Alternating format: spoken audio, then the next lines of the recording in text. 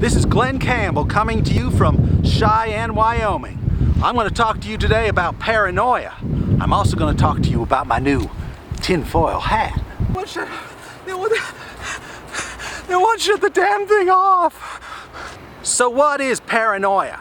I can tell you that a lot of people have it. Not me, of course, but a lot of other people. Paranoia is an exaggerated perception of threat or attention. Paranoia isn't just the obvious cases of people with the foil hats and people who think the CIA is out to get them. Paranoia is everywhere. It's part of everything. It's part of you and I. It is something that we have to deal with in politics, in international relations, in our relationships with one another. Sooner or later, we're going to run into someone who is paranoid, or we ourselves are going to be paranoid. Most of the violence and aggression in the world can be attributed in some way to people seeing a threat that doesn't exist. Everyone who is violent thinks that they are defending themselves against a threat that to them is real. All of the great atrocities of history can be attributed to paranoia. Most wars start when one party becomes exceedingly paranoid and lashes out at the other, and the other has no choice but to respond. Now, the world is a dangerous place. There are all sorts of real risks out there. So it's good to be vigilant. It's good to take care of your own safety. Paranoia is when one part of that threat spectrum gets expanded. So you're taking unusual measures to try to protect yourself from something that's very unlikely to happen. So why are some people paranoid? Why do people fear things that aren't real? Well, there must be a reason for it, and the reason is to protect one's emotions, to protect one's ego. Specifically, paranoia is usually used to neutralize one's shame about one's own behavior or existence. Let me give you a simple example. You're a student in school and you take a test and you fail the test. This is a very shameful event. You are shown to be an imperfect person because you failed the test. Now, you can either accept that shame, accept that your own failure, or you can blame someone else for it.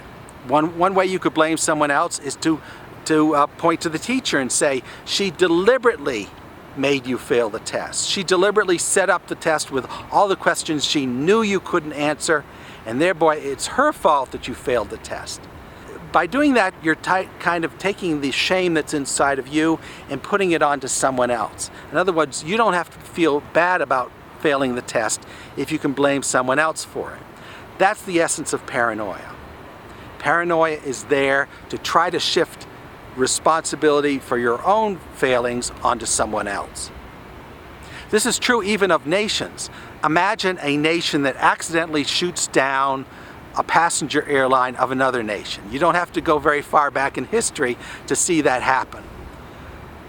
What is that nation that did the shooting going to do? They're going to find a way to blame someone else for the downing of the aircraft. They might say, well, no, someone else shot the plane down, or there were spies on that plane, or it really wasn't a passenger plane, it was a military plane sent to spy on us.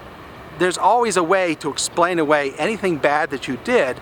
There's a way to explain away it, but that involves creating a conspiracy theory of some sort. If you distribute the story, you no longer have to accept blame for that event. When people get paranoid, that can lead to a whole series of aggressive actions. They take one aggressive action to try to shift their own blame to someone else, and then once they've taken that aggressive action, they feel shame about that action, so they have to take more aggressive actions to justify that first aggressive action. And before no time, you have a serial killer, or you have a crime spree, or you have an international military force taking aggression all over a continent. Paranoia is a big thing. It is a big part of human behavior. It is what drives us. Almost as much as our rational mind, we are also driven by fears of things that aren't real. Those fears in turn are driven by our shame. We don't want to feel uncomfortable about something, so we imagine a threat out there that we can focus our attention on. So what's wrong with paranoia? There are real threats out there, and we just have one person who has an elevated sensitivity to some of those threats. He's still protecting himself, so what's wrong with being a little paranoid? One of the things that makes paranoia bad for you is that it diverts resources from the real threats out there to these imaginary threats. If you're paying attention to one threat that might not happen, that's very unlikely to happen, then you're ignoring all the other threats that could happen and really could kill you. Secondly, you're closing your life off quite a bit. If you're paranoid about some imaginary threat, if you feel that if you walk outside, someone's going to mug you, then you're never going to go outside, and you're restricting your world and you're restricting your options. A lot of people never leave home because they have so much fear of what might be outside. Now, the third reason why paranoia is bad is that it tends to bring about the very thing that you feared. Let's say you're married and you suspect that your spouse is having an affair. You see sinister intent in every phone call and every text message your spouse receives. You think it must be another person out there that's competing for your attentions. So you blow up at your spouse. Now, what if this alleged affair wasn't real? Just the fact that you've blown up with jealousy, that you have raged at your spouse, might be just the thing that pushes your spouse away. They never had an affair, but your overreaction to this imaginary affair can push them away, send them away, and bring about that very abandonment that you feared. It's very important to respond rationally to a threat and not to an imaginary threat, because if you react to an imaginary threat, you become the problem. Your reaction itself becomes the problem much more than the imagined threat ever was. So what can we do about paranoia? We can recognize it and neutralize it in ourselves, and we can recognize it and learn to deal with it in others. We recognize paranoia in ourselves by remembering the situations in which we were paranoid in the past. By understanding how we reacted badly in past situations, we can begin to detect it in current situations. We all can remember situations where we overreacted to some perceived threat. If we yell at someone who didn't deserve it, we may poison the relationship for something that wasn't real. We must also learn to recognize paranoia in other people. In certain situations, some little light has to go off in our head that says, this person is not being rational, this person is paranoid.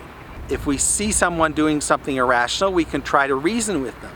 If that doesn't work, it should dawn on us that this person has gone paranoid on us. When that happens, when someone truly is paranoid, we cannot rationalize with them. We cannot argue with them. There's no way to argue with someone who has a paranoid idea. You're just pushing the paranoia around. If some child believes that there's a monster in the closet, you can open up the closet and show them that there's no monster there.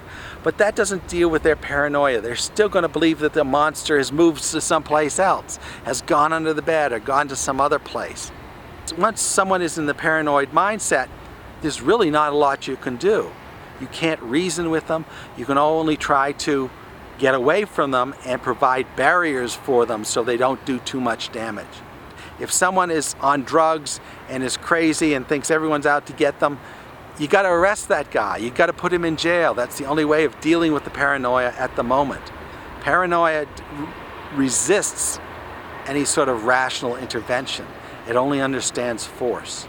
Paranoia makes it difficult to help the people who most need help.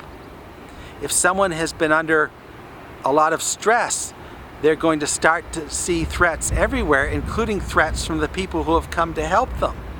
They could push those people away and be even worse off than they were before. If you give someone some opportunities, they won't trust those opportunities. Paranoia is the great protector of the status quo. It assures that no one achieves anything much greater than what they secretly believe about themselves.